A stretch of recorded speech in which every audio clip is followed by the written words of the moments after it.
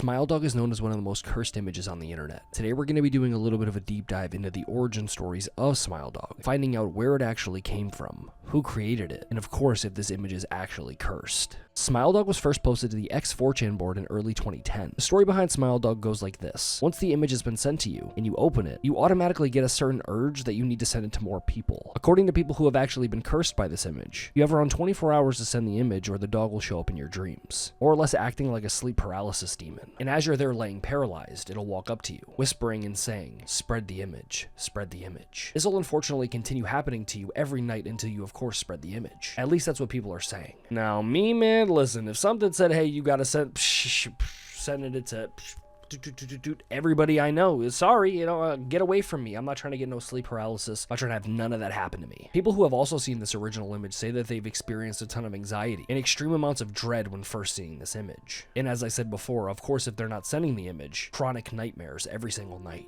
Smile Dog's goal is to more or less be spread to as many people as possible. There are 3 possible original images of Smile Dog, but these 2 I can't seem to find any backstory or any information on them. But this original image I do. A Reddit user posted this to the r/Creepypasta Reddit, saying they think they found the original image of Smile Dog, more or less the image based on Smile Dog, before a ton of effects were added to it in Photoshop. Now in this case, the only things that do look extremely similar is the facial structure and of course the eyes, but it is still slightly off. As I said before, people were able to use Photoshop back in the day, and they were able to morph this dog into looking like pretty much whatever they wanted. The only other discrepancies are the fact that this dog isn't in front of a window, while this Smile Dog image is of course in front of a window, but the faces are eerily similar. So there is another story behind Smile Dog. We're not going to dive too deep into it because of course it's a story, but it starts out with a software engineer in 1992. Her name was Mary, and her and 399 other lucky people got this image emailed to them. The image of course being Smile Dog. As soon as she did open this image, as I stated before, she felt immense dread and chronic anxiety, to the point of where she couldn't show up to her job anymore, therefore losing it. But of course, as I said before, that's just a story that was made up to go around this creepypasta.